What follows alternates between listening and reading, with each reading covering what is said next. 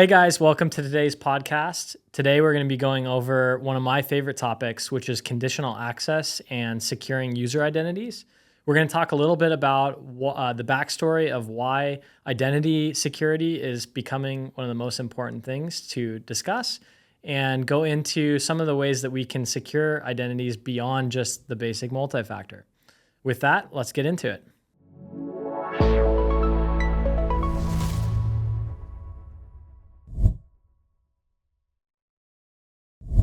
All right, sweet. Well, thanks again for joining this podcast, Stefan and Julio. Today we're going to be talking about securing logins and what is otherwise known as identities, and replacing the moat and what used to be. Today we're going to just kind of dive in on progression from how things used to be, right, and where they are today, and how we can kind of make a path from what used to be to where things are at today, and what the core focus of security is really on.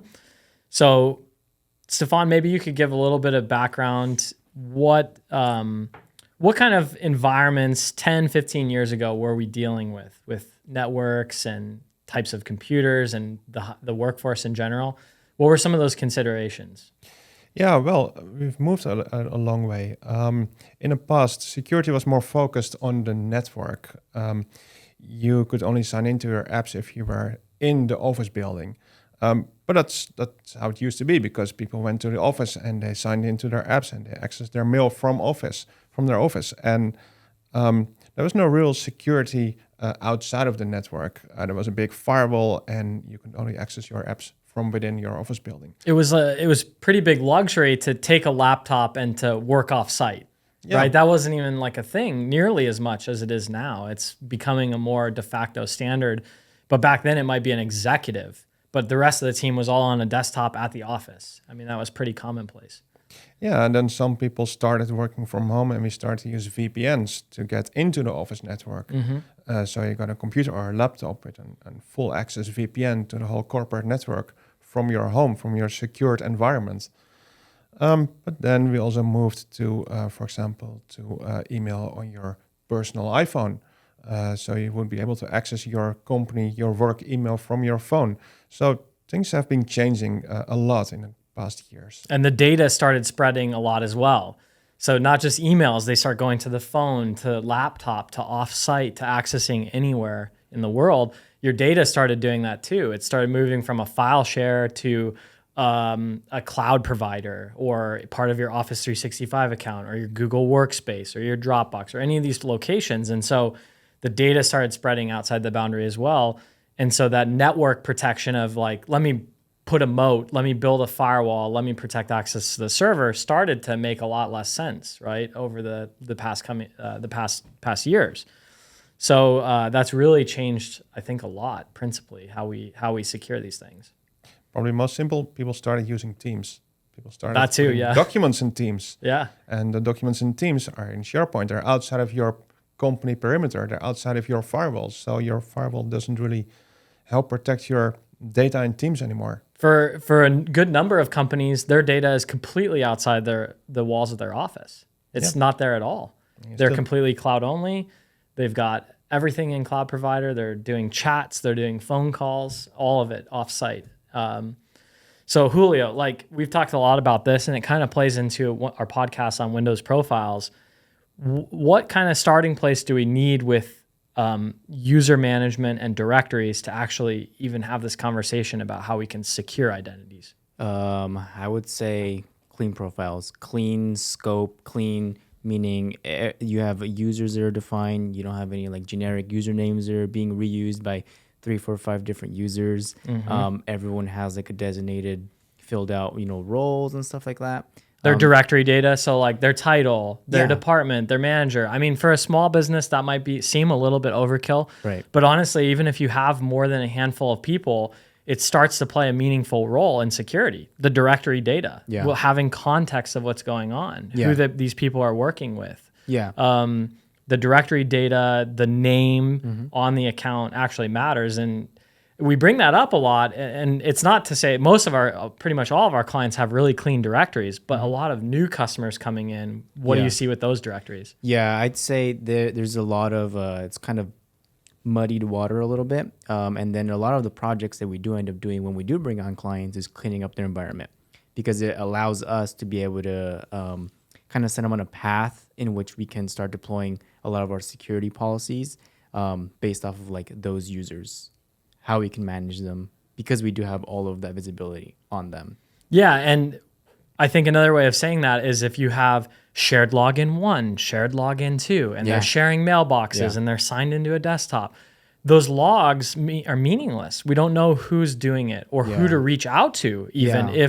if there is something that we notice. It really helps with accountability. If you have everyone has their own profile and you know exactly who is who and who does what and stuff, it helps with the accountability down the line in case something does happen, and it does really clear up that visibility. Yeah, absolutely.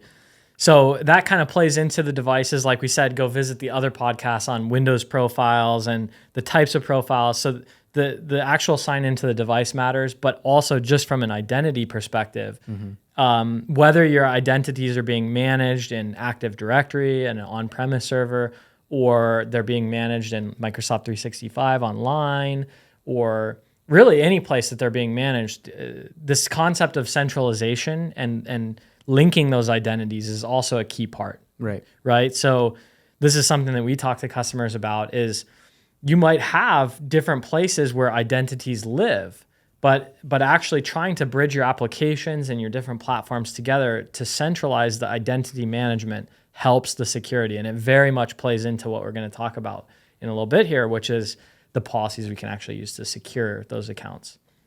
So yeah, once we kind of have these prerequisites out of the way, the computers are signed in with the identities, whether those are managed in Active Directory or other place on the cloud, everything's really clean, right? Now we're in a place to actually start making a difference with the security. So Stefan, what has been sort of the de facto standard for identity security for years? Yeah, it was passwords. You had a password to sign in, and well, that's about it. Sure.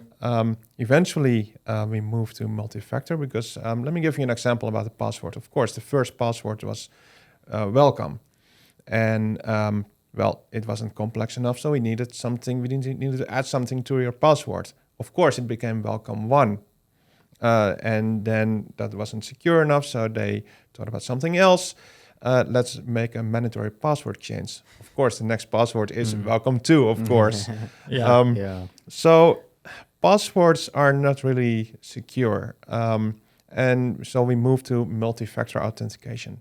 Multi-factor authentication is, well, what it says, multi-factor. It's something you know, your password, something you have, like a token, or something you are, like your biometrics, your fingerprint or your face. And you need at least 2 factors to sign in. So if someone steals your password, Which they will. they will, Yeah. because it's welcome 3. Yeah. And they'll just type in welcome 3. But then there's this additional barrier, and they need something else, a token or maybe your fingerprint. And we'll get into the specific types of multi-factor authentication strengths and methods and all that sort of stuff. But yeah, so multi-factor really being that first barrier. Everybody's been recommending it for years. It's like you have to have multi-factor. What are some of the forms of basic multi-factor? Yeah, it could be you open your app on your phone. For example, your Microsoft Authenticator, your Google Authenticator, and Authy. for example, and you see a 6-digit number that changes every 30 seconds, and you need to type in your password first, and then you type in your 6-digit number that your authenticator is showing. They may also text it to you, right? That's been a common form for a lot of companies. And Yeah. this is a topic that we've had with some business leaders is it can get into some nuance, whether the company is actually reimbursing a phone or how they want to handle, what level of authentication they're expecting from their team. But it's been common for a lot of companies to just use text message as well. Just get the 6-digit code to the phone. And it's a lot easier to swap that out from an administration standpoint, but it's not really secure. With all these sort of more basic forms like Microsoft Authenticator push, like an approval or deny, or a text message or a one-time password that rotates, what has become a really prevalent problem that is one of the biggest problems that we face right now? Yeah, it's phishing, of course. Phishing is a method of trying to get those additional authenticator factors to get it, letting a user sign into a fake website and entering their 6-digit code, or maybe typing in the text they got. So phishing is becoming a real problem. And not just any kind of phishing. Specifically, like the phishing of yesterday was creating a really bad website that was terribly crafted, and it was like email. Even the most basic user would be like, oh, well, I know that this is phishing. Like I can see this one coming. Now it's getting really advanced, and the actual phishing methods they're not recrafted pages. They're the real login, the real Microsoft login, Google, LinkedIn, all these services are having what's called an attacker in the middle. And so this is one of the more prevalent things that's increasing a lot, is the bad actors actually hosting a domain where the real Microsoft login is being redirected through. And so as you enter those credentials, the password and MFA, the bad actors capturing the clear text credential and multi-factor, right? And so that presents a really scary risk, right? Yep. Because they're able to get in now. And what are some of the things that they do if they get in? well, first of all, those websites, they look real. They have valid certificates. Yeah. They may be off by one character. There's a lot of different things. Like really, as a user, the only way you would know is by knowing that the URL that you're visiting is the incorrect one. It's being hosted by somebody else. And even that doesn't always help. Yeah. Because you have those, of course, we have our 26 characters in our alphabet. Some countries have more. So they use, for example, they use a Greek A, for example. Which is barely perceivably different. We don't see the difference. Yeah. A computer will, but we just don't see the difference. So you think you're going to apple.com, but it's something else. Yeah, so we're talking about attacks that could trick even the most astute user, potentially. I mean, it is getting really good, right? And there's other obscuration techniques or ways to hide the actual path of the attack that we could probably get into. That would be in our email security one that we're going to be we're going to talk about soon, because there's so much going on in terms of email security and phishing, and like the details of these attacks are pretty interesting. But so that's really become the prevalent problem. One of the most prevalent problems is the ability to actually capture the login as it's occurring. And the user, if they aren't aware that that's happening, that's really bad. And now that user's in on the account, and they're probably going to add their own methods for persistence. Maybe they're going to go in and register an MFA. That's the first thing they do. They're probably not going to reset your password because that'd be too obvious. But if they'll add an MFA method so they know your password and they can keep getting in. So it's really scary. And so how do we protect against these kind of things? Obviously, that plays into conditional access. So Julio, maybe on sort of a high level, give us a high level background of what is conditional access outside of basic multi-factor. I mean, it's kind of in the name. It's a little bit implied. It's a set of conditions that have to be met in order for either your device or for your sign-in or for your identity to be compliant in order for you to get in and be able to access your resources. Absolutely. So it's giving these granular, specific controls over multiple things, right? Mm-hmm. You can be granular by the application in which you're protecting. You could say, I'm going to protect all apps, everything in the Office 365 suite, any apps that are single sign-on. Or you could just say, I need this specific access policy for this specific app for this specific user. I mean, that's the most granular that you could get, right? Yeah. But the idea as we start to go into some of these policies that we're going to discuss and different ways to protect your identity is that it isn't 0% or 100%. And in fact, in the journey to enabling a lot of these for our customers, we encourage more rapid adoption because we can just make exemptions to the rule. Both the inclusions and the exemptions are available. So we can go into some of these policies and protect 75% of the users, and that's still okay. That gets 75% of the way there. We don't have to get a plan to cover 100% immediately. It's better that we get a plan in place as quickly as possible, and then we deal with the exemptions to the rule. Yeah. And so I think that's something that's really important for the viewer to understand is that it can definitely be a blend and quite granular on both the inclusions and the exclusions and crafted. Yeah, I think what adds to how granular or broad you can get is the different kinds of policies that you can set and how they vary too. Because there's so many.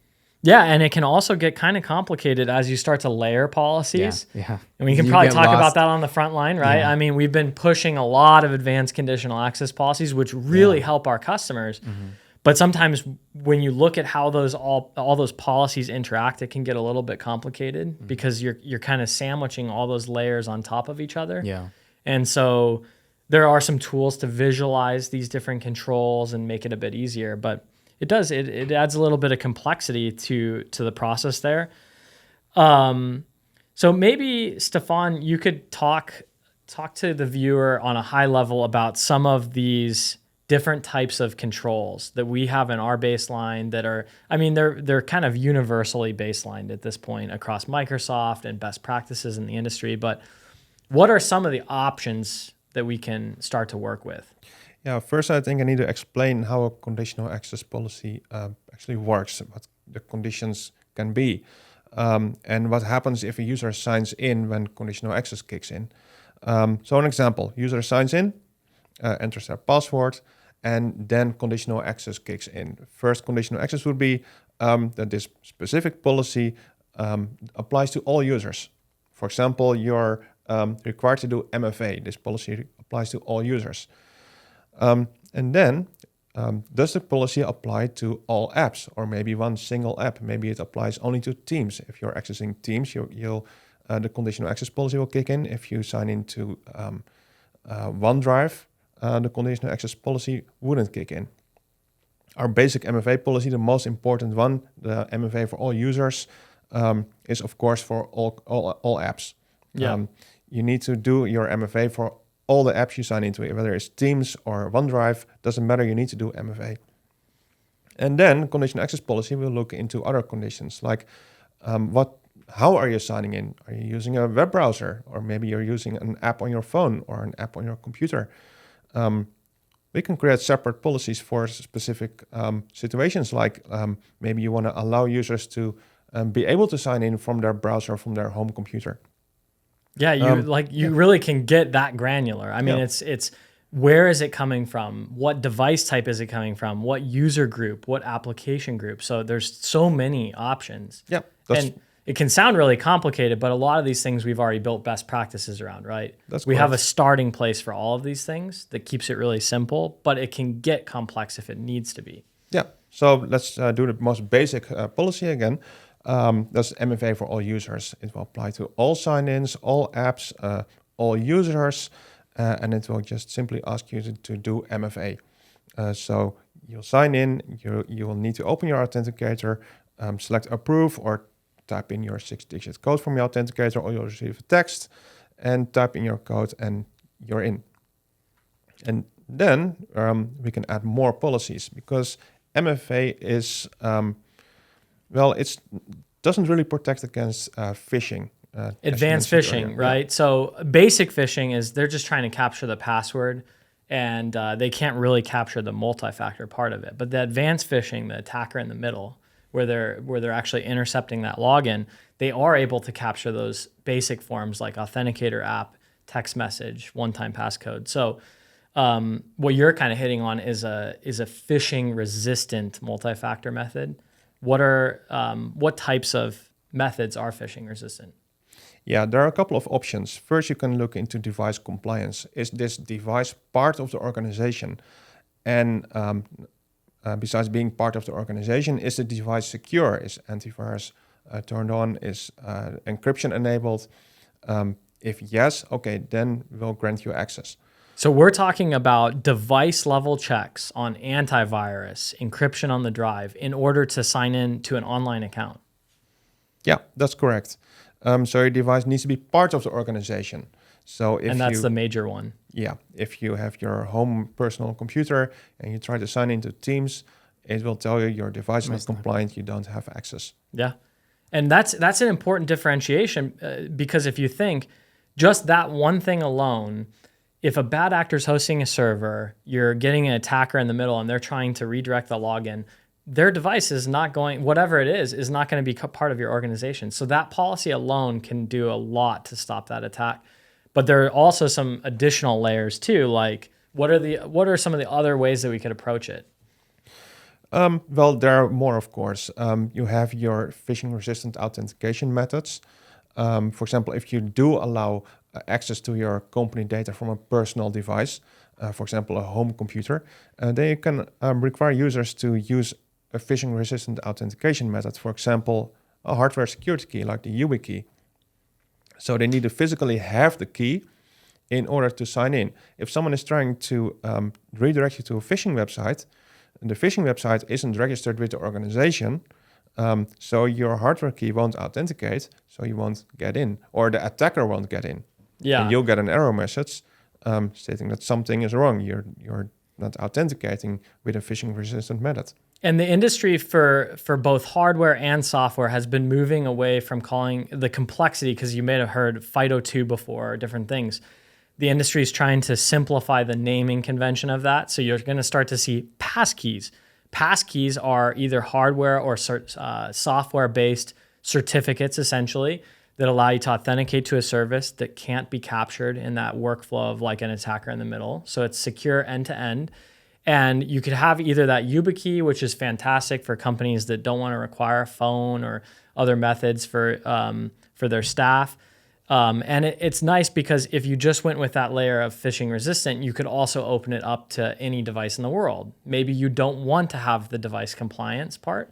You just want to be able to access from anywhere. Well, you could do that securely with a phishing resistant passkey. It gives you more flexibility there. You can also layer those two together, which is even a better idea because now you have multi-factor. You really have multiple checks. So a couple things to be aware of with passkeys too is you have the hardware key and then you have software. Software could be in two forms or a couple different forms depending on the hardware manufacturer. Maybe talk a little bit about Microsoft, Mac, and password managers. Yeah, for Windows, there's something it's free. It's called Windows Hello for Business. It's a passkey, and you don't need a security key anymore, like a YubiKey. But your device needs to be registered with a Windows Hello PIN, or maybe fingerprint or your face recognition, in order to sign in. It's free to use. It's built into Windows, and it should be a no-brainer to enable it because it's so easy to use. And it's basically similar to using the YubiKey. As you enter your PIN on your Windows device, it's a device level PIN that's unlocking a certificate on the computer. So it's stored locally on the computer, and that certificate's then passed up into Microsoft. So you're able to log in to your online account using your device, using your computer as the key, essentially. Yep. So it's a free method of doing this. And it's interesting because if you type in your PIN, you would say that a 6-digit PIN is less secure than a password. But it's actually more secure. Because it's device bound. It's bound to your device. Yeah. So if you go into a phishing website, of course, don't try this at home. But if you do go to a phishing website and type in your PIN, authentication will fail because your device is not connected to the phishing website, but to the actual organization. So the person phishing you cannot authenticate. Mm-hmm. And then, so for other manufacturers like Apple devices, Mac, talk about that. What does that look like compared to Microsoft? Well, Mac is finally moving to passkeys, finally. So that's a very good thing. And you can even connect your Mac to Intune to use your Mac as a passkey to access your Microsoft 365 data. So it's still in preview. And Intune, for anybody who's not aware, Intune's mobile device management for Mac, for Windows, for iOS, for Android. That lets us set those policies for like drive encryption, for different security policies. We were talking about that a little bit on our other episode, but not only does it set those policies on the device, but it can actually monitor for that compliance element too that you're talking about. Like, does this computer meet requirements in addition to being joined to the company? Does it meet some extra requirements that we want to have? This is really nice. Simple stuff like, is the firewall enabled? Is your encryption enabled? And if it's not enabled, you'll get a compliance error. You won't be able to access company data. So yeah, Mac and Intune works very well. And well, they started using passkeys now, so you can use your Mac as a passkey to authenticate to your organization data. Perfect. And then for password manager too, what can you do with passkeys there? Yeah, you can store your passkeys in a password manager. Not Microsoft Edge, or can you do it in Edge? Can you do it in Chrome, or do you have to have an extension? I think you need an extension. There's no option. Well, actually, you can store passkeys in Windows. You don't store them in Edge, but you store them in Windows. So if you move to a new device, because that's the whole purpose of passkeys, you need to configure your passkeys again. Which sort of sucks. You're locked out. So the password manager allows software synchronization across devices of a passkey. It's a software equivalent of this key here. Yeah, but then of course you need to protect your password manager with all possible conditional access policies. Exactly. It's a loop. Yeah. So yeah, you protect your passkeys with passkeys and with conditional access. It's sort of funny, but it makes sense, right? We can securely make sure that password manager, which is becoming so trusted now, is actually secured and monitored as well. Well, cool. So we talked about Windows, we talked about Mac, and we talked about software passkeys. So that's one form. We also talked about device compliance being a measure. And you can use these two policies in isolation or together. The more policies you combine together, the better. What's the last one, right? Sort of the network layer. Talk to us a little bit about network-based conditional access. Yeah, there are a couple of policies to protect your data from being accessed outside of the organization. So you can still configure certain apps, or maybe all apps, to be only accessible from within the office building, from trusted IP addresses. For example, if you have something like a printer, a printer doesn't do MFA, but it still needs its own account. We were talking about it earlier. You need to clean up your directory. You don't have one account for all your users or all your devices. Each printer has its own account, but a printer can do MFA. So what we usually do is we configure the IP address of the printer as a trusted IP, and we configure a conditional access policy to only allow certain accounts to sign in from trusted IPs because they don't have MFA. And that's a simple conditional access policy that is network-based. Yeah, so let's say passkeys, both physical or software, you're saying, that doesn't really seem like it's going to be a good fit for our organization. Nor does blocking all of the devices that are not part of the organization. That's not going to work for us either. Your real primary last option is to say, well, what source, what network source is this coming from? And you could say, well, our office location is a trusted location. And if you're off-site of the office, you have to dial a VPN. So your traffic's coming back through the office. It's coming from a trusted source. It's sort of an easy way. And same thing as I said before, combining all three of these is even better. So if you really want the best security, you want to add all these policies together and make each one of those a requirement. So you may have 4 or 5 different factors to get signed in, which sounds like that could potentially be impactful, right? But if your organization's managed, like your identities and your devices are really cleanly managed, then your user impact, even having those 5 policies, should not be that impactful, right? Because it's structured, it's clean. So it sounds like, well, they'll probably never be able to sign in, or they're going to get prompted every single day, every hour. It doesn't have to be like that. These policies can be really well designed, and if everything is flushed out well, you can have those multiple factors and almost have no impact or very minimal impact on your day. That's correct, and it could be even easier because if you use PIN is hello for business, for example, you don't need to know your password anymore. You just have your PIN to sign in. Yeah. And you don't have your MFA pop-ups. You don't have to approve any sign-ins. You just type in your PIN or maybe show your face to your computer and you get signed in. So, well, that's a lot on that type of policy. Yeah. One thing that I wanted to add that I've seen as an advantage that isn't really like you don't really notice it right off the bat, but if you do use something like that, like a hello pin or you know that form of authentication, future like whenever you hop back onto the machine, you don't have to provide that for when you launch your Teams. Like your OneDrive should automatically sign in once you prompt for it, right? It's not going to prompt for the MFA. So that's one thing. It's faster sign on that I've noticed, especially doing like new profiles and stuff. Go in. Sometimes we sign in with taps, right? So or a temporary access pass key. Yeah, with a temporary access pass that enables us as admins to go in there and set it up, sign out, sign back in with the PIN that we create, and then everything is automatically signed in. Yeah, and so I think to give a little bit of like additional context to why this would be easier than signing in with a password to Windows, when you sign in with a password, well, you're going to be prompted for multi-factor, so a text message or a push authentication or something else. And if the user's not there right out the spot, well, then it kind of slows down the process. Whereas if you're signing in with a PIN, you're also providing a form of multi-factor to the cloud. And so you're just able to, set those apps up really quick because you've already provided the MFA. So it's really nice. Yeah. Julio, maybe you could talk a little bit about some additional conditional access policies that we've seen in use on the front line, such as risky users. Like talk a little bit about the risky user alerts that we see and how we use those to protect identities too. I think, let me think on this a little bit. Like risky users as far as like the users themselves or? Yeah, we can cut that part out. Yeah, no, I'm trying to think like, cause I have seen the risky users alerts if they're like out of country or something like that, right? But yeah.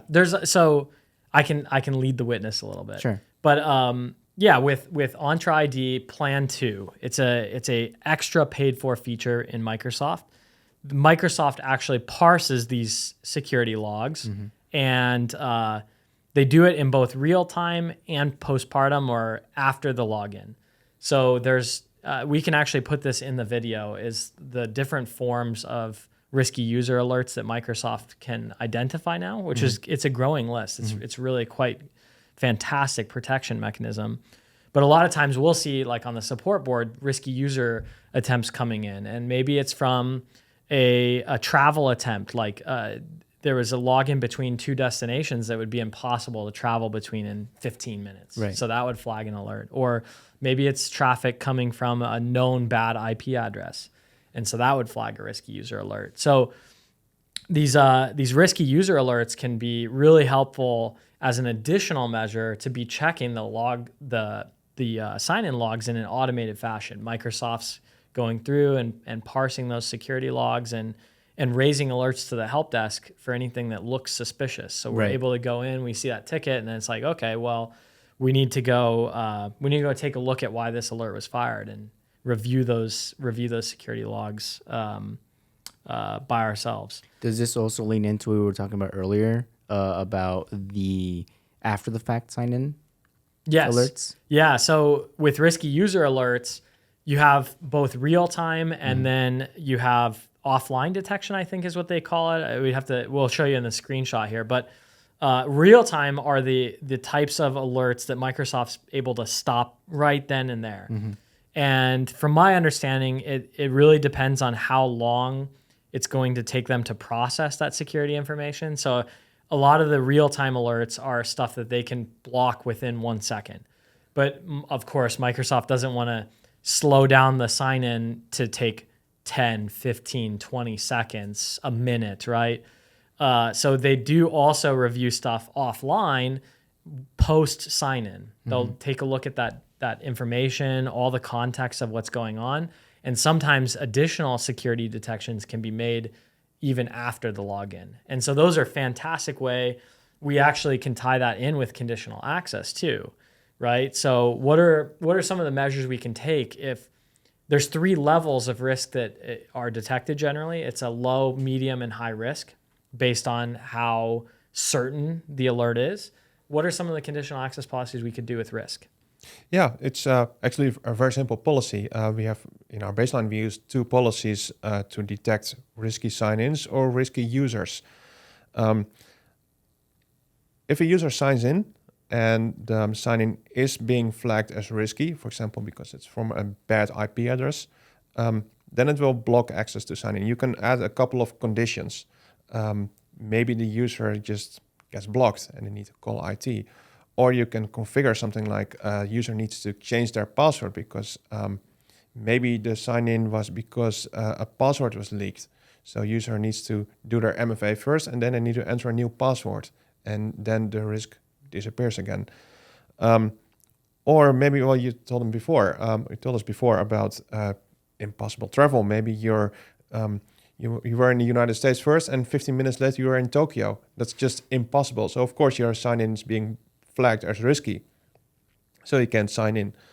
So those are the basic risk policies we configure in our tenants, and I think these should be must-have policies if you have the correct license, because it's an easy way to block risky sign-ins and malicious actors.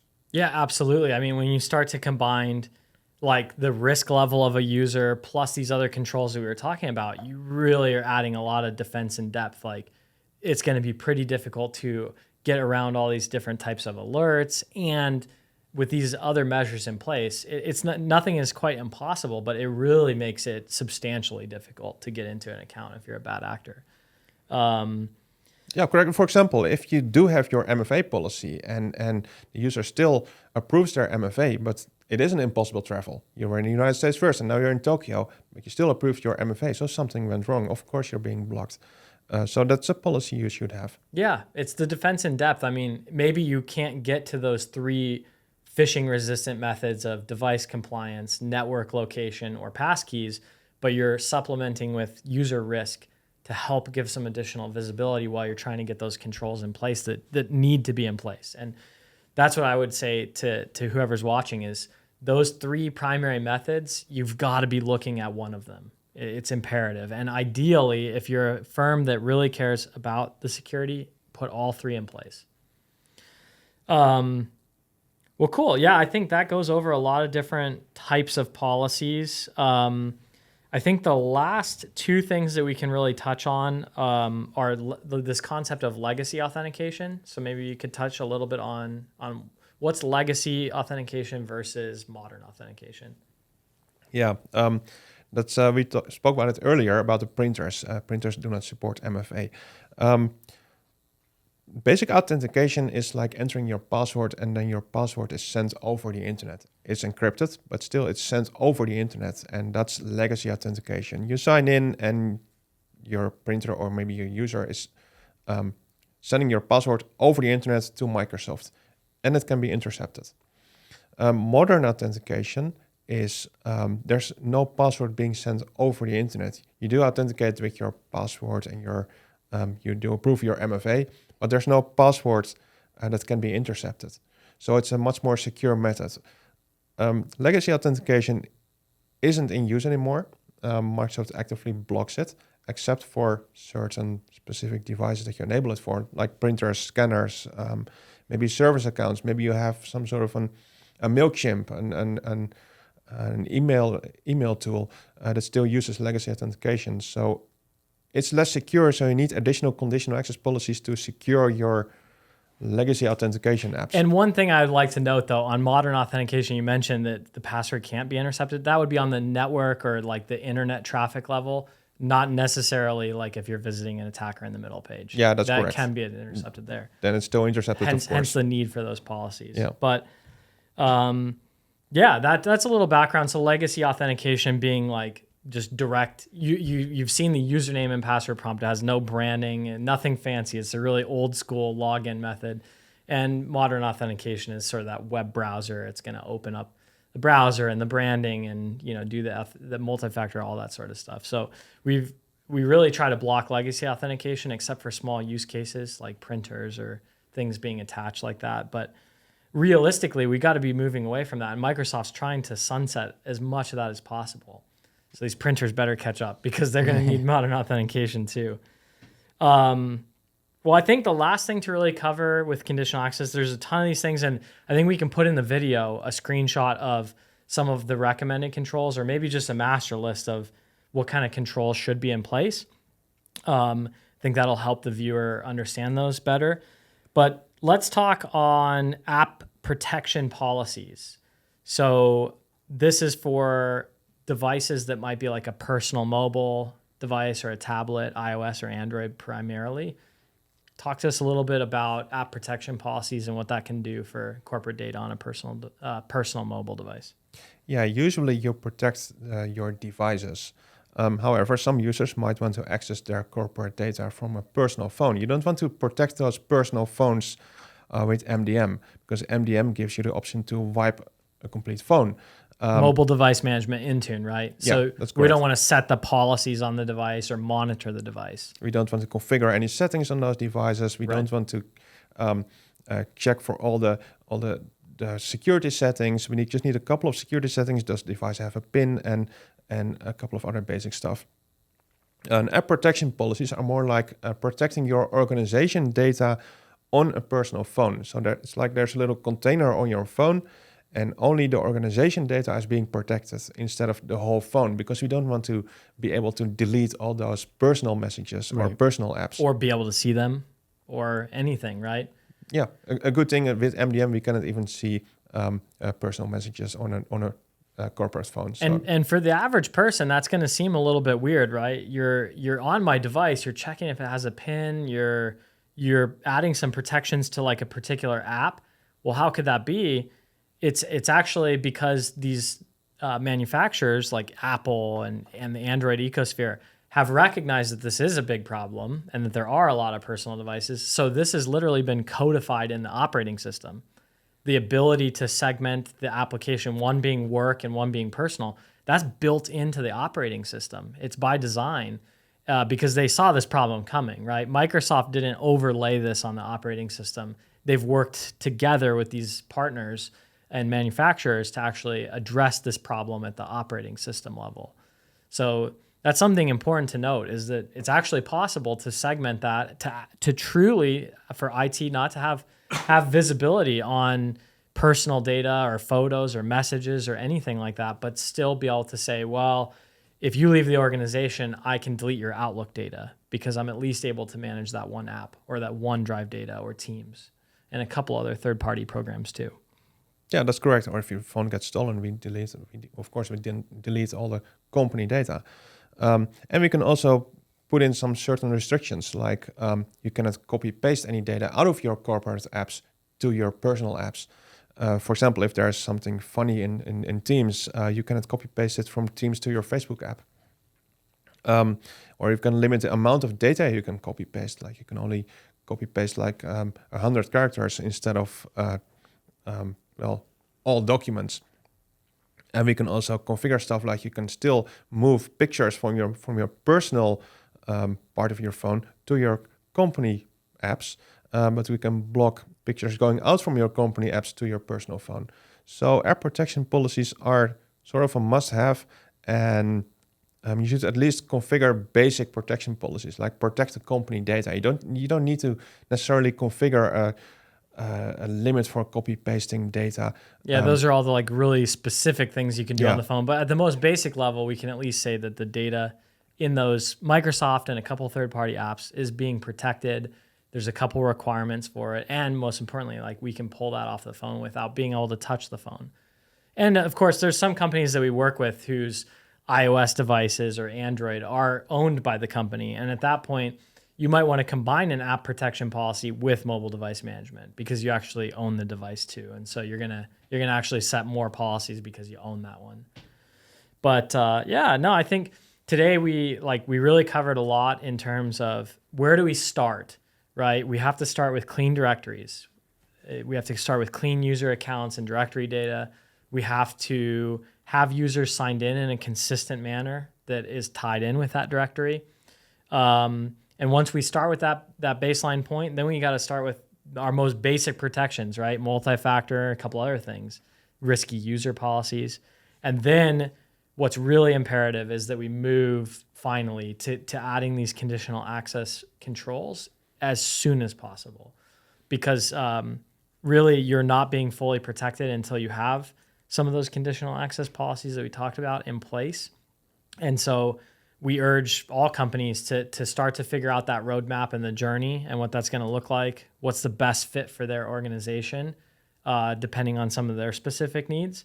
And most importantly, remembering it doesn't all have to be turned on at once. It's better to protect 70% of the users and deal with the exclusions than to defer the protection for the entire company so that you can deal with the exemptions before you enable it. So I think that's a key takeaway. And certainly our baselines that we've been developing and been implementing for customers, all these conditional access policies are pre-built, and the inclusions and exclusions for those recommended policies are already there.